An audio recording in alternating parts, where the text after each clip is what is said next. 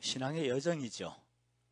하나님께서 우리를 인도하시는 신앙의 단계, 신앙의 길이 명확한데 나는 과연 어디까지 와 있는가, 또 어떤 부분들을 추구해야 되는지 오늘 말씀을 통해서 은혜가 있으시기를 축원하겠습니다.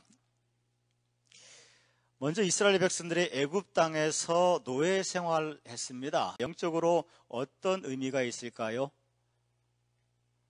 사단의 종이 되어서 죄에 눌려 사는 삶을 얘기합니다.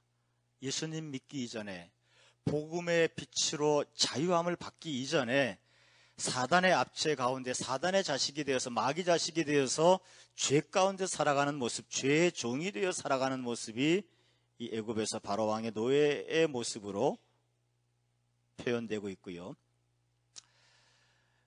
바로왕이 이스라엘 백성들을 놓아보내주지 않으니까 하나님께서 재앙을 주시는데 10번째 재앙이 뭐냐? 애굽의 장자들을 다 죽이는 재앙입니다. 죽음의 사자들이 애굽의 장자들을 다 죽이는 재앙인데, 양을 잡아서 그 피를, 양의 피를 문설주와 문인방, 다시 말해서 문 위와 옆에다가 바른 이스라엘의 집은 죽음의 사자가 지나간 거죠. 이것이 바로 예수 그리스도의 십자가의 사건을 예표하는 것입니다.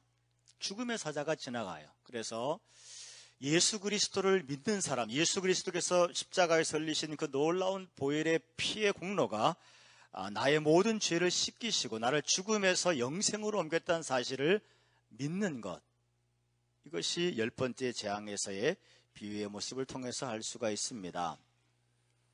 예수 그리스도를 믿음으로 구원받은 사람들은 이제는 옛사람이 아닌 거죠. 새 사람이 된 거죠. 이전 것은 지나갔으니 보라 새 것이 되었도다. 죄의 종로로 타는 자가 아니고 죄와 싸워 승리하는 하나님의 자녀가 된 줄로 믿습니다. 더 이상 내가 내 삶의 주권자가 아니고 하나님께서 내 삶의 주인이 되셔서 내 삶을 축복의 길로 인도하시는 삶이 되어진 거죠.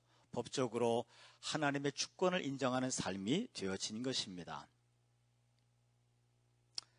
홍해를 지나면서 세례받고요.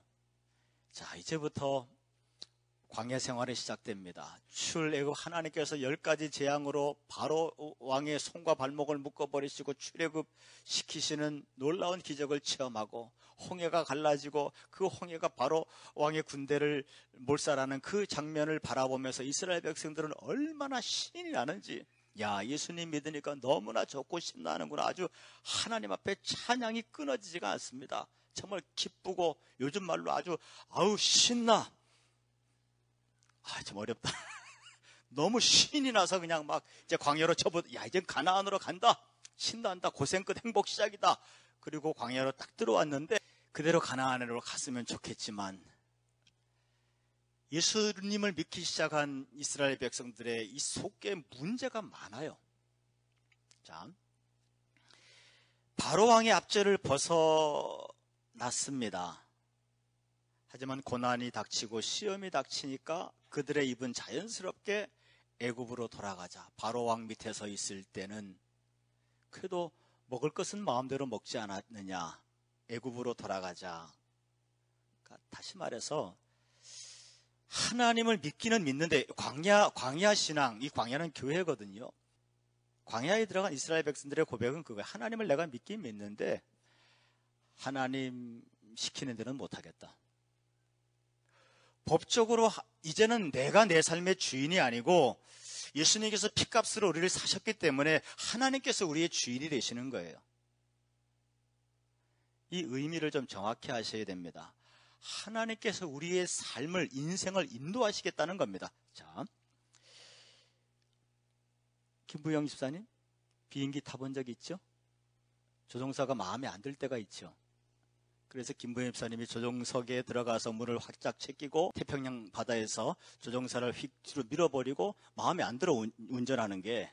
그래서 김부영 집사님이 참 조종관을 잡았어. 어떻게 될까? 레이더 상에서 사라져. 김부영 집사님, 자녀를 낳을 때 어떻게 키울지를 알면서 낳았어요? 다 그래, 다. 우리는 아는 게 생각보다 없습니다. 애 키울 방법 알고 낳는 사람 아무도 없어요. 낳고 그냥 키우다 보니까 키워진 거예요. 생각보다 우리 인생에 대해서 우리는 모르는 게 너무 많아요. 하나님의 주권을 인정한다고 하는 것은 창조주이신 하나님, 나의 모든 것을 나보다 더 잘하시는 하나님께서 우리의 삶을 축복의 길로 인도하시겠다는 거예요. 가나안으로 인도하시겠다는 겁니다. 그런데 이 광야는 결국 무엇을 가지고 씨름하느냐? 내가 조정관 잡겠다는 거예요. 아직도 법적으로는 하나님이 우리 인생의 조정관을 잡으신 것이 되었는데, 그래서 광야가 힘들고 어렵고 고통스럽고 항상 불안하고 초조하고 염려투성인 것이 이 광야 단계의 신앙입니다. 그래서 광야 단계에서 신앙을, 그러니까 다시 한번요, 법적으로는 내 인생의 주인이 하나님이 되신 것을 기억하시기를 바랍니다. 예수님 믿는 순간 내 삶의 주인이 하나님이 되셨는데, 그것은 우리가 하나님께서 우리에게 뭘 바라는 것이 아니고 창조주이신 하나님께서 우리 인생을 행복하게 이끌어 주시겠다는 거예요. 여호와는 나의 목자시니 내게 부족함이 없으리로다. 근데 문제는 하나님이 인도하시는 방법들이 내 이성으로, 내 경험으로 볼 때 마음에 안 들어. 차라리 바로왕 밑에 사는 게 낫겠다 이거예요. 하나님을 주인으로 섬기는 것보다 바로왕을 주인으로 섬기는 게 낫겠다니 말도 안 되는 착각들이 우리 속에서 자꾸 생기는 겁니다. 새 사람이 되었지만 자꾸 옛사람으로 살려고 하는 그런 성향들이 우리 안에 계속 생긴다고 하는 것이에요.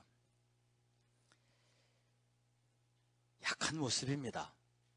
병든 모습입니다. 그러니까 여러분, 예수님을 믿었으면 하나님의 말씀에 비추어서 자기 자신에 대해서 많이 울어야 됩니다. 얼마나 내가 병들었는지, 얼마나 약한 존재인지 몰랐어요. 하지만 말씀을 보니까 알겠는 거예요. 하나님 앞에 가져가니까 고쳐주시는 거예요. 그들이 병들었기 때문에 원망하고 불평합니다. 옛사람의 모습으로 드러나기 때문에 하나님 없이 판단하니까 원망하고 불평하는 거예요. 새 사람은요, 새 사람 같으면 감사가 되어지죠.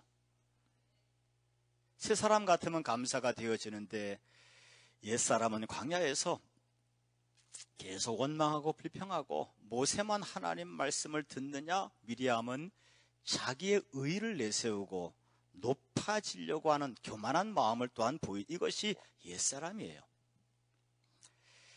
이 광야에서 참 기가 막힌 모습들이 많이 보이는데요, 메뚜기 정신도 나옵니다. 메뚜기 의식.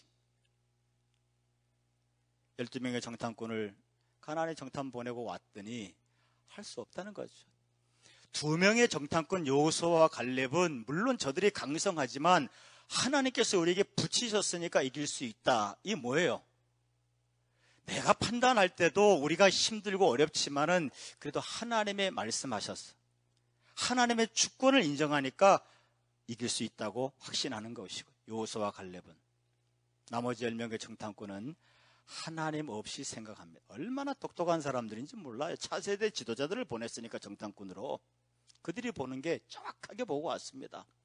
하지만 정확히 보고 왔는데 하나님 없이 판단하니까 우리는 못 이긴다. 다시 말해서 할 수 없다. 못한다. 이거예요. 아주 입에 그냥 할 수 없다 달고 사는 사람들이 다 메뚜기인 거죠. 이래서 못하고, 저래서 못하고, 저 사람 때문에 못하고, 이 사람 때문에 못하고, 이 메뚜기입니다. 근데 이 메뚜기들은요, 이스라엘 공동체 전체를 다 썩게 만들어요. 그 말을 들은 이스라엘 백성들이 다 울고불고 난리가 났습니다. 메뚜기 정신은 자기만 죽이는 게 아니고 자기 자식 죽이고 가정 죽이고 교회를 죽입니다. 저는 앞으로 할 수 없다는 말 하기만 해봐.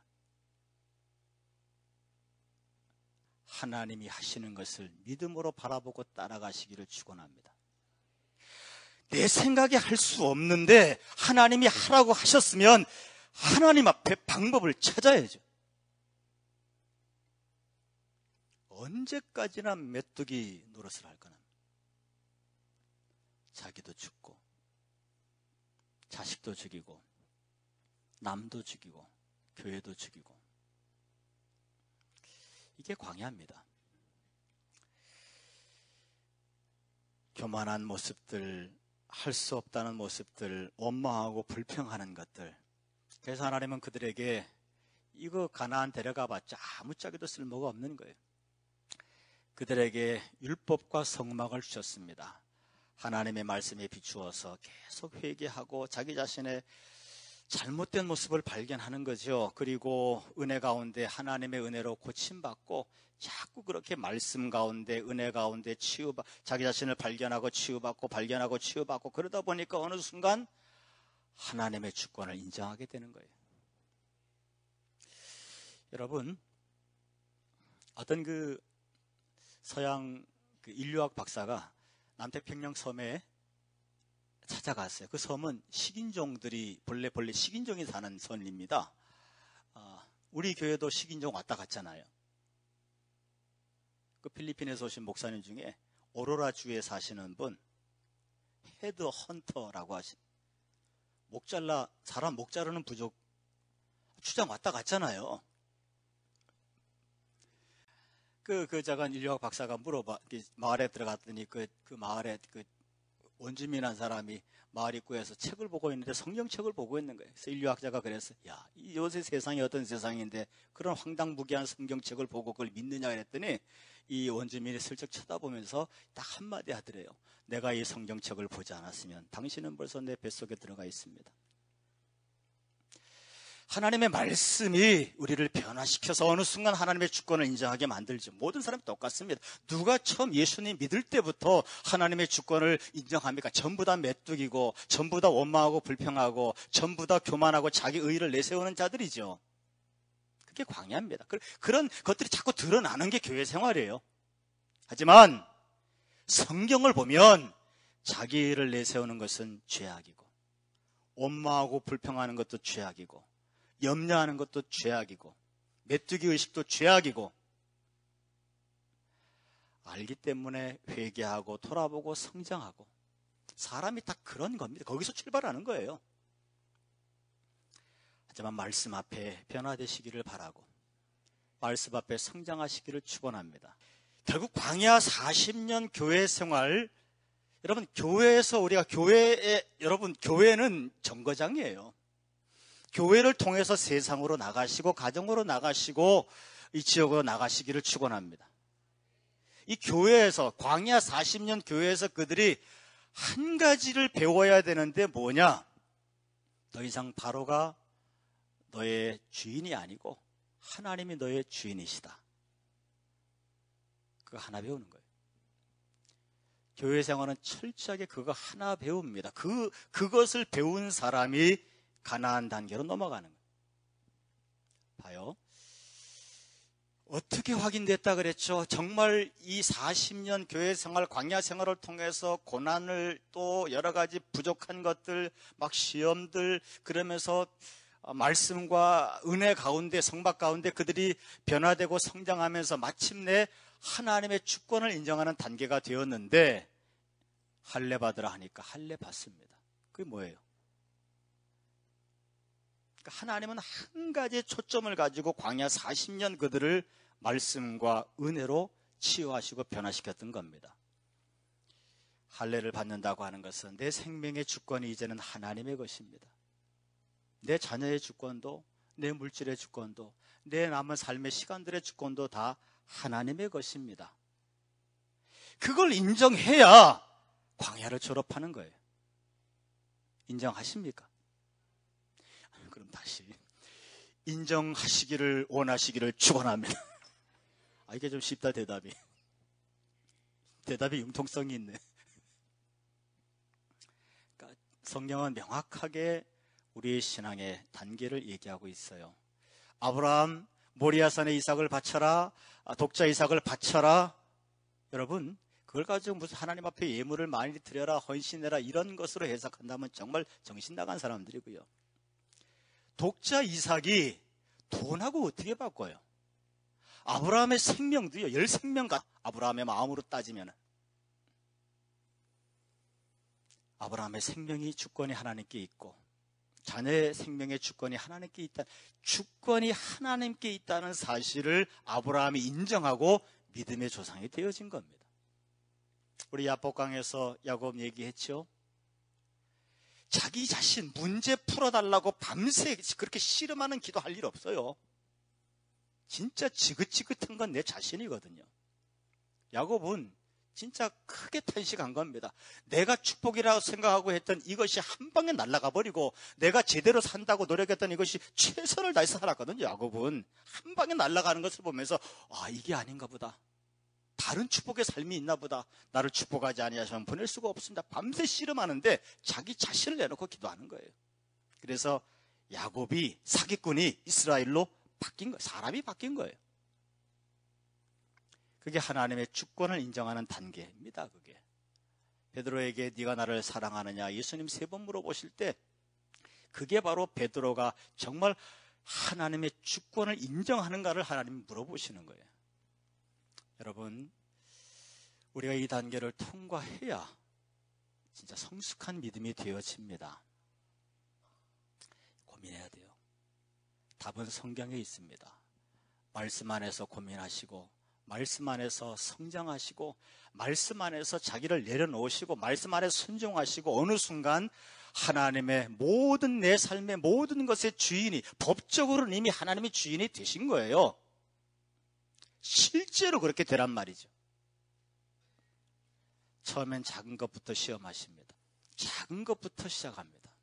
하지만 어느 순간 내 생명의 주권이 하나님께 있다 고백하는 게 할례고 그것이 아브라함의 모리아산이고 그것이 야곱의 야복강이고 그것이 베드로의 3번 고백입니다. 그 다음부터 쓰임 받잖아요. 위대하게 쓰임 받지 않습니까? 그게 가나안 단계. 자, 가나안은 이제 법적으로만 하나님이 주인 되는 것이 아니고 실제 삶의 주도권이 하나님께 가게 됩니다. 옛사람에서 새사람의 방식으로 살기 시작하죠. 율법의 삶에서 육체의 삶에서 은혜의 삶을 살아가기 시작하는 겁니다. 성숙한 신앙의 모습인데 요단강을 건너가는 모습 하나만 봐도 달라요. 홍해도 건넜고 요단강도 건너갔는데요. 홍해를 건너갈 때 어떻게 건너갔냐면 하나님께서 갈라놓으시고 그리고 지나가라 그러니까 신나서 지나갔습니다. 요단강은요 강물을 가르지 않습니다. 그냥 강물이 철철 넘쳐 흐르는데 건너가라는 거예요. 발을 딱 디디니까 요단강이 갈라집니다. 신앙의 단계. 그만큼 하나님을 이제는 믿는다는 거예요. 이스라엘 백성들이 하나님의 주권을 인정한다. 하나님을 이제 제대로 믿기 시작한다는 겁니다. 왜 아브라함이 그렇게 할 수 있었어요? 왜 야곱이 그렇게 할 수 있었어요? 왜 베드로가, 왜 이스라엘 백성들이 할례를 받을 수 있었습니까? 하나님을 겪어보니까 그 고난과 고통 가운데 또 말씀으로 씨름하면서 하나님을 겪어보니까 은혜 가운데 치료받으면서 하나님을 겪어보니까 결국 하나님은 내게 선하신 분이다. 하나님을 믿는 거예요. 하나님 따라가서 내가 손해볼 게 없다는 걸 믿는 거예요. 하나님은 내게 선하신 분이고 하나님은 나를 사랑하시는 분이고 그분은 나의 선한 목자시라는 거예요. 그걸 인정하고 믿으니까 할례도 받고 모리아산도 올라가고 이해는 안 돼요. 속은 터져요. 그런데 하나님을 믿으니까 순종하는 겁니다. 하나님의 주권을 인정해 드리는 거예요. 그래서 가나안 땅에 들어갔더니 이 가나안 땅에서의 특징은 요단강을 건너가는 부분도 그렇지만 우리가 성경 읽으면 본문에서도 하나님의 군대 장관이 앞서 싸워주기 시작하고, 그러니까 결론적으로 얘기하면 우리가 지난주 수요일 날 배웠습니다마는 이 여호수아서를 보게 되면 하나님이 자꾸 말씀해 주시고 함께 해 주시고 위로해 주시고 도와주시고 힘주시고 막 우박도 내리고 필요할 때는 군대 장관도 보내시고, 그러니까 다시 말해서 하나님의 주권을 인정했더니 정말 내가 하나님을 믿었더니 하나님이 내 삶을 엄청나게 축복하기 시작하시는 거예요. 매사에 지혜를 주시고 매사에 능력을 주시고 메뚜기 정신 가지고는 절대 죽었다 깨어나도 맛도 못 봅니다. 여호수아서 1장서부터 한번 앞부분 자세히 보세요. 하나님이 수도 없이 등장하시면서 연합해서 싸우시는 거예요. 그러니까 하나님의 주권을 인정한다고 하는 게 어떤 축복이 힘들지만 정말 하나님은 나에게 선하신 것을 믿기 때문에 주권을 인정하는, 우리가 말씀을 보면서 계속 성장하는 이유가 거기에 있는 거예요. 하나님이 우리와 함께 내 인생을 이끌어가기 시작하는 겁니다. 아주 쉬운 예를 들어볼게요.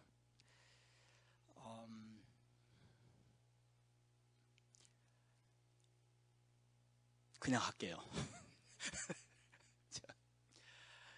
6살짜리, 7살짜리 초등학교 어린아이가 있습니다. 근데 어른 활을 아빠가 주면서 땡겨보라 하니까 애가 땡기지도 못해요. 활은 걸었는데 이거 뭐 조금 땡기지도 못하면 힘이 드니까 아빠가 활 잡으라 그러고, 그 잡은 손 위에 아빠 손 얹고, 그리고 활씨 당기라 그러고 그 손 위에 아빠 손 얹고, 그리고 당기는 거예요.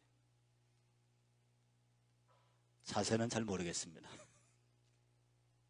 쐈어요. 정확하게 관여에 가서 꽂힙니다. 딸이 쏜 걸, 이 어린아이가 쏜 걸까요? 아빠가 쏜 걸까요? 같이 쏜 거예요. 그게 가나안의 삶입니다. 그게 정말 우리가 예수님을 믿고 누려야 될 축복의 삶이에요.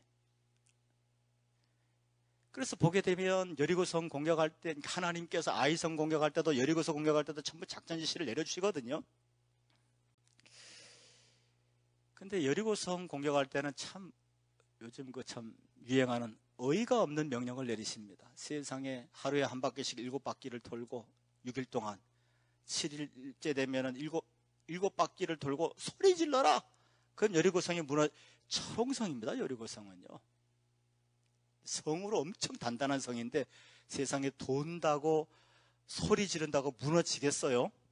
얼마나 정말 어이가 없는 명령인지 하나님께서 거기다 덧붙여서 한 가지 더, 제발 이 성 돌 때 입 꼭 다물고 돌아라. 이걸 지금 웃는 사람들은 IQ 200이고요. 못 웃는 사람은 뭔지도 아직도 몰라. 하도 하나님 자신도 내린 명령이 어이가 없는 명령이니까 이거 분명히 이스라엘 백성들이 돌면서 떠든다 이거죠. 이게 무슨 말이 되는 소리냐. 이 세상에 돈다고 성이 무너지겠냐. 우리가 돌다 가지고 우리가 돌아버리겠다 야. 그만 돌고 돌아가 버리자 야. 이 소리 분명히 한다고요. 그러니까 하나님도 내리신 명령이 어이가 없다고 생각하시니까 분명히 떠들 거라 이거요. 그러니까 조용히 하고 입 닫고 돌아라. 그런 명령도 내리시지만 아이성을 공격할 때는요, 인천 상륙작전이 부럽지 않아. 얼마나 작전이 세밀하고 확실한지 모릅니다. 하나님은 어떤 때는 말도 안 되는 말씀도 하시고요, 어떤 때는 정말 정확하게도 말씀하시는데 분명한 것은 믿으면 하는 거예요. 성경은 봐서도 믿지만 믿기 때문에 보는 겁니다. 물론 가나안 정복 단계에서도 중간중간 이스라엘 사람들이 하나님의 주권을 깜빡 잊어버릴 때가 있었습니다. 여호수아도 하나님께 묻지 않고 깜빡 잊어버려 기브온과 화친할 때가 있었죠. 기브온과 화친하고 아이성 공격하다 또 박살나고 묻지 않고 가다가 또 아간의 범죄함도 있고, 가나안 단계에 들어가서도 깜빡깜빡 실수하는 부분들이 생겨요. 실패하는 부분들이 생깁니다. 하지만 근본적으로 그건 잠깐 실수한 거고 잠깐 잊어버린 거지 하나님이 내 삶의 주인이십니다. 이것은 확실하게 돌아서 있다는 거죠. 그럼 가나안 땅에 가서 이스라엘 백성들이 한 게 뭐냐? 다 때려 죽이는 거예요. 여러분, 이걸 신앙적으로 잘 해석하셔야 됩니다. 왜 싹 쓸어 죽이라고 하셨냐? 죄악과의 싸움입니다. 자기 자식을 낳아서 그저 자기가 믿는 신한테 복 좀 받아보려고 자기 자식을 제물로 바치는 그런 인간들이에요. 말할 수 없는 음행과 온갖 타락한 것들이 가나안 성에 다 있습니다. 죄악입니다. 그 죄악들을 싹 쓸어버리라는 거예요. 다시 말해서 우리가 하나님의 주권 가운데 주권을 의지하고 하나님과 더불어 이 영적인 싸움을 가나안 땅에서 하기 시작하는데, 내 안에 있는 죄악과 싸우고요, 세상에 있는 죄악과 싸우는 것이 이 가나안 땅에서의 전쟁입니다. 하나님과 함께. 그 과정 가운데 이 험악하고 두려운 가나안 땅이 그들에게 저질내기 시작하고, 꿀을 내기 시작하는 거죠. 여러분이 정말 하나님의 주권을 인정하는 단계가 넘어섰다고 깨달아지신다면 철저하게 말씀, 그래서 여호수아서 1장에 좌로나 우로나 치우치지 말라. 하나님의 율법을 지켜 행하라. 그게 뭡니까? 말씀을 지켜 행하고 말씀을 묵상하는 게 곧 회개예요. 우리가 셀 예배 때 모여서 대화하는 게 곧 회개입니다. 내가 이런 부분이 잘못됐고 이런 부분이 약하고 이런 부분의 변화와 성장이 필요합니다. 도와주세요. 잘 되는 부분이 있고 안 되는 부분이 있고, 말씀을 묵상하는 것도 회개고 셀 예배 같이 나누는 것도 회개예요. 하나님의 말씀 앞에 계속 회개하고 내 속에 있는 죄와 싸우고 내 밖에 있는 죄와 싸워 나가는 겁니다. 교회 안에 혹시 퍼지고 있는 죄악이 있으면 그것과 싸우기 시작하고요. 세상에 퍼지는 죄악과 있으면 믿음의 사람들이 세상에 나가서 그 죄악과 싸워서 승리해야 되고요. 리더십에 대한 전문가이신 존 맥스웰 목사님이 그의 책 생각의 법칙에서 이런 얘기를 했습니다. 어느 날 목사님이 꿈에 가면을 쓴 사람을 만났대요. 이 가면을 쓴 사람이 목사님이 뭘 하려고 하면 전부 다 방해하고 회방놓고 따라다니면서 모든 일들을 다 망가뜨리는 거예요. 좀 좋은 일이 생길만 하면 다 엉망으로 만들어버리고, 그 가면 쓴 사람이 쫓아다니면서 회방한다는 겁니다. 그래서 이 목사님이지만 얼마나 성질이 나는지 하루는 그 사람 멱살제비하고 꿈에 꿈 얘기를 하는 거예요. 멱살제비라고 막 흠씬 두들겨 팼답니다. 얼마나 성질이 나는지. 하는 것마다 방해하니까. 하는 것마다 방해하는데 얼마나 승질나겠어. 한두 번도 아니고 하는 건건이 그러니까. 그래서 꿈에 흠심 두들겨 패고 가면을 딱 벗겼더니 목사님 얼굴이 거기 있더라고요. 자기들하는 거예요. 내 인생을 가장 방해하는 존재는 바로 자기 자신이었다는 것을 이분이 깨달은 거예요. 그 책에 그렇게 썼어요. 결국 내 인생을 지긋지긋하게 방해하는 것은 외부적인 요건이 아니고 내 자신이었다. 내 안에 있습니다. 그 성경은 철저하게 광야에서 하나님의 주인 되심을 인정하지 못하게 하는 내 속에 있는 원망과 불평과 자기의와 메뚜기 정신들을 말씀과 은혜 가운데 치유받고 어느 순간 강건해졌기 때문에 하나님의 주권을 인정하는 거죠.